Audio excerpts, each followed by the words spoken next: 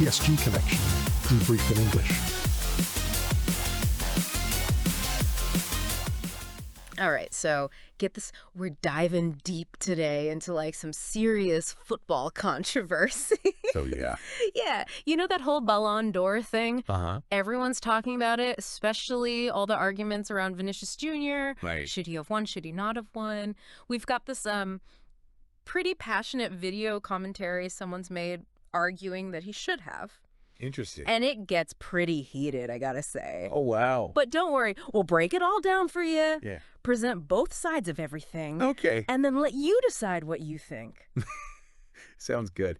So, you know, what's interesting is how much this whole thing has resonated with people. Like, this isn't just your typical, like, fan debate. Right. This is something else. It's like it goes deeper. You know? Yeah, it feels like people are questioning the whole fairness of the award itself. Exactly. And even, like, throwing around accusations of, well, let's just say a mafia being involved. A mafia. All right, now you've got my attention for sure. Yeah. So let's start by looking at, like, the core of the commentator's argument. Okay. Which is that Vinicius Jr. is the best player in the world right now. Straight up.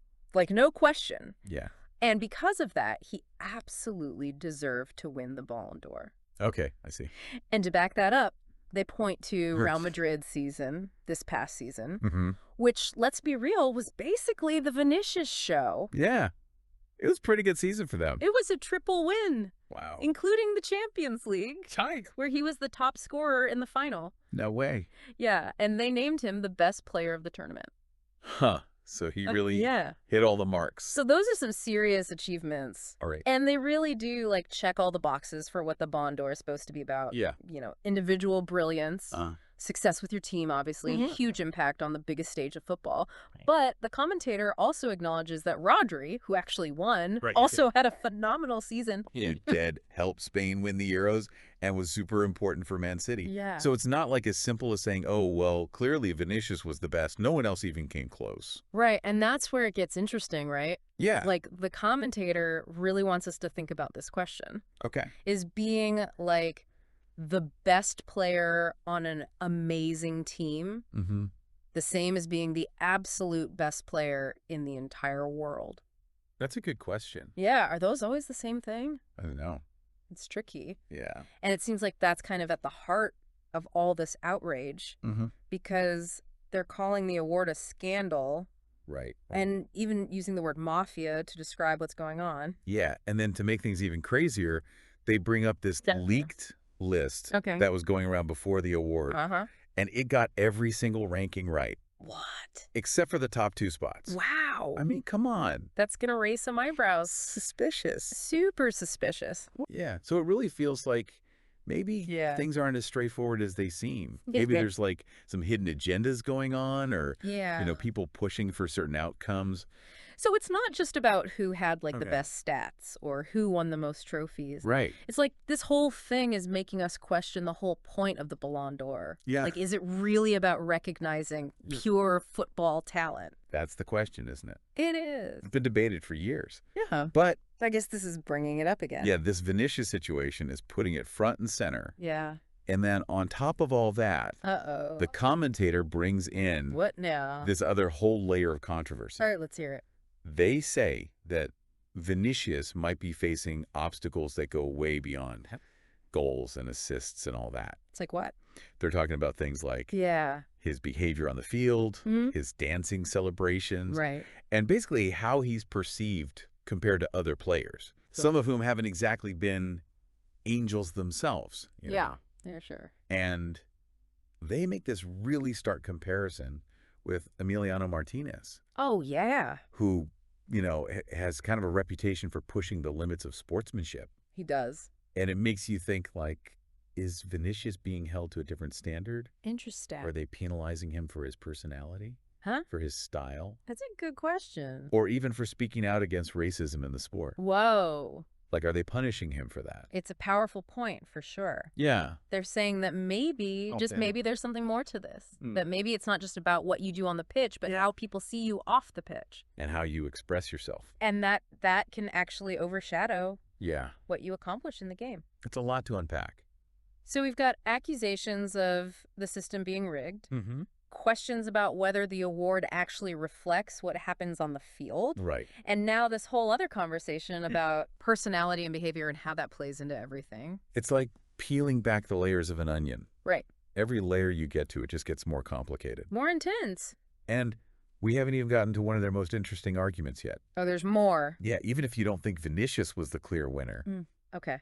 What about his own teammates? They point out Bellingham and Carvajal, key players in that triple win.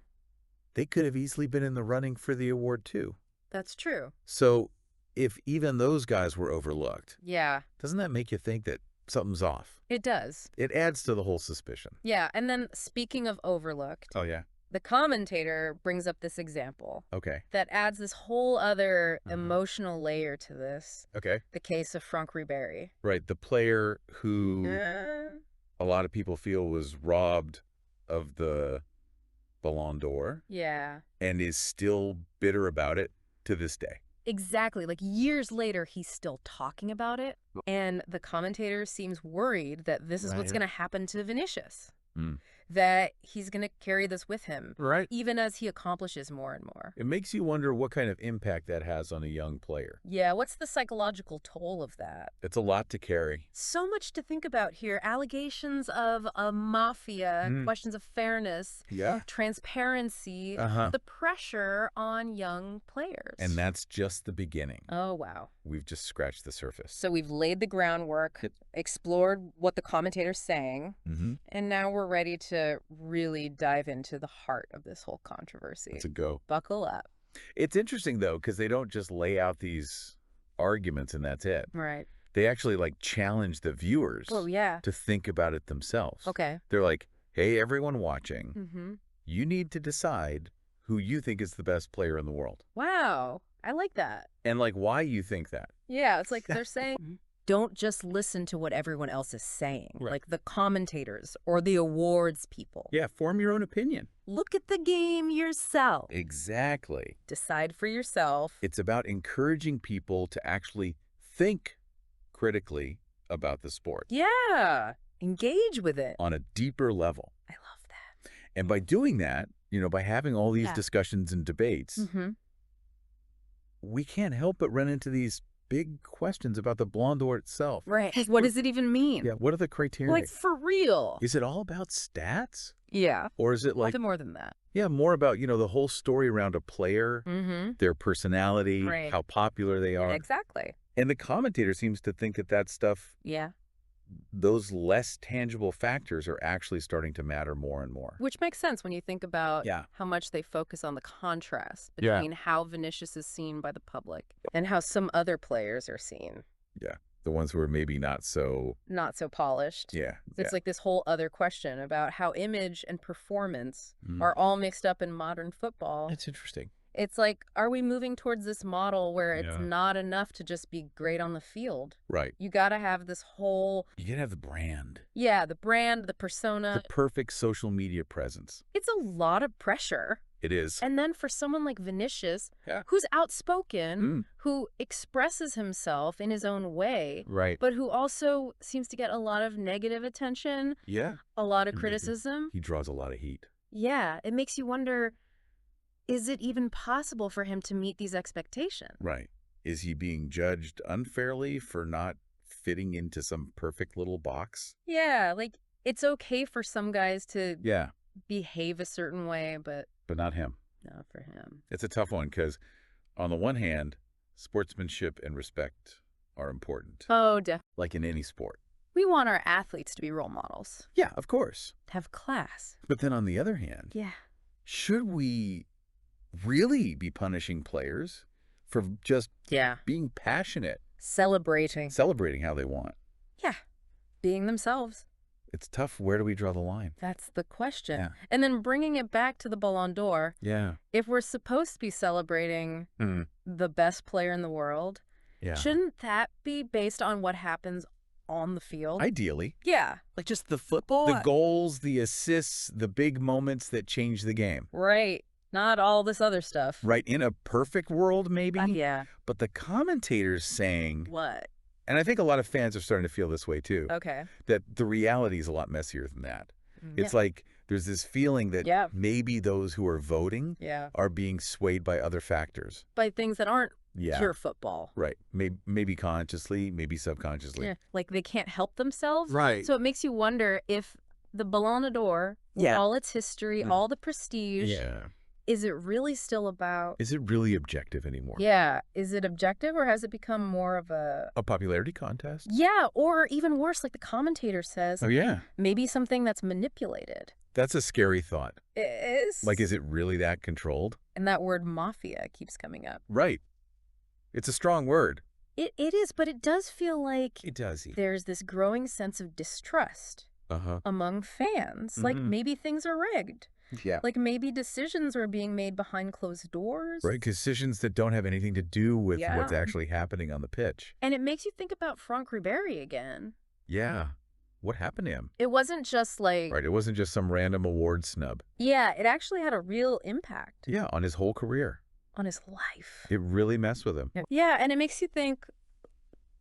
It does. We get so caught up in the debates and the drama. The argument. But we forget that these are real people. Real people with feelings. Young guys who are putting everything into this sport. It's their life. So the commentator seems really worried. Yeah, I could see that. About what this is going to do to Vinicius in the long run. Yeah. What if this really gets to him? What if he loses confidence? Yeah. Or his love for the game? There's a lot to think about. It makes you think about what it's like to be a player at that level. Under a microscope. Yeah, with all the pressure. All the scrutiny. The media, the fans. The whole world watching. Yeah, judging your every move. And it all goes back to that question the the commentator asked at the beginning. The one about? Is the system. Yeah. The way we judge talent. Right. The way we reward players. Is it actually working? Or are we setting them up to fail? Even when they're achieving amazing things. Yeah, that's heavy stuff. It is. And there's one more thing they bring up that makes this even more interesting. Okay, I'm listening. They talk about all these other players. Yeah. A lot of Vinicius's peers who have come out and said that they're shocked by the Ballon d'Or result. Right, they don't agree. They're like, wait a minute. What? This doesn't make sense. It's like they're all supporting him. Yeah, it's this unofficial vote of confidence from the players themselves. That's interesting. It's like they're saying, we see you, we know you deserve this. And it makes that gap between the official award and what the players are saying even bigger.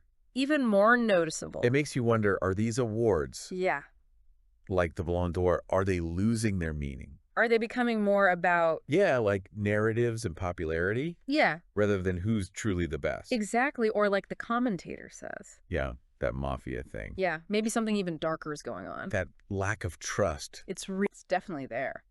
People feel like maybe the system's rigged. Like maybe things aren't as transparent as they should be. Exactly. So where do we go from here? Right. That's the big question. What does this mean for football in the future? Yeah. How do we fix this? How do we balance all these competing ideas and make sure that the sport we love stays true to its values? No question.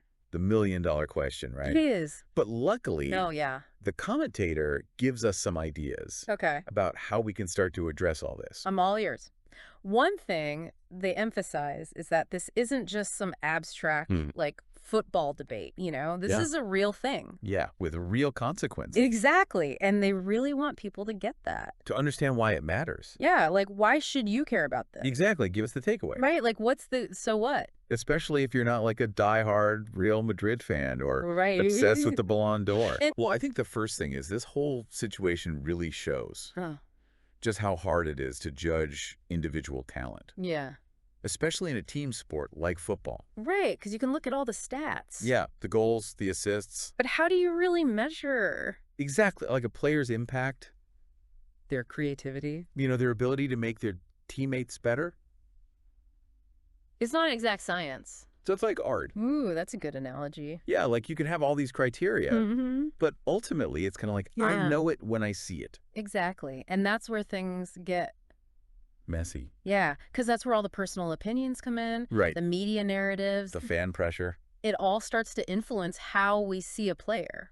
So are we really rewarding the best player? Yeah, the one who actually makes their team better. Or are we rewarding? Yeah, are we starting to focus on other things? Yeah. Like how marketable they are? Right, or whether they fit into some pre-existing narrative. Exactly. And that brings us to the second big takeaway. Which is? This whole obsession with a player's image, how they behave off the pitch. It's like, it's not enough to just be amazing on the field anymore. Yeah, you got to be a saint off of it too. Which brings up all sorts of ethical questions. Totally. Like, should we really be holding these guys to such high standards? In their personal lives? Yeah, like what does that do to their mental health? Right. Can they even be themselves? And that story about Franck Ribéry. Oh, yeah. It really highlights that. Yeah, it wasn't just some... like forgotten incident. Right, it had a real impact on him. Yeah, it messed him up. It shows that behind all the stats and the awards and the highlights... there are real people... with feelings. with vulnerabilities. And maybe we need to be more aware of that. Yeah, more mindful of the pressure we put on them. The stories we tell about. And how those stories can affect them. Exactly. So we've talked about the problems,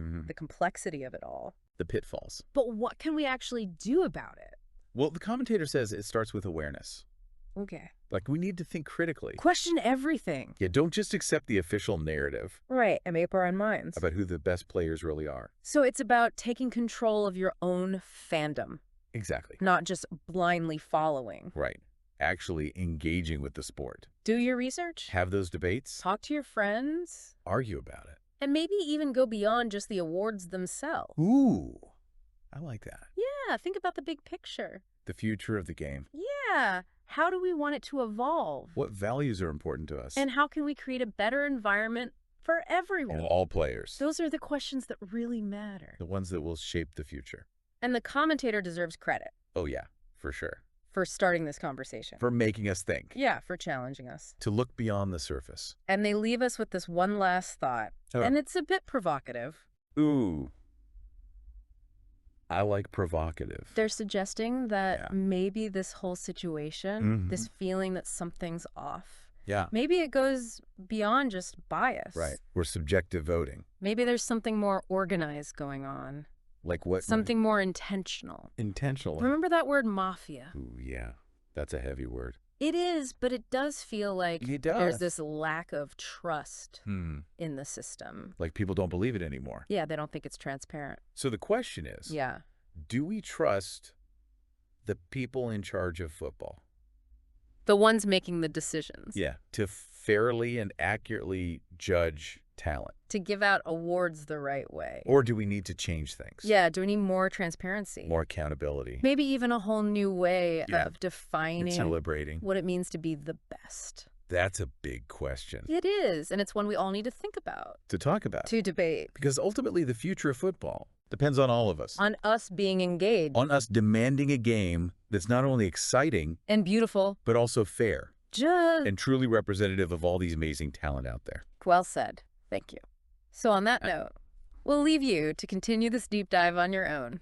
Keep exploring. Keep the conversation going. And most importantly, what's that? Come to your own conclusions. Yes, your voice matters. Your perspective matters. Thanks for joining us. Until next time.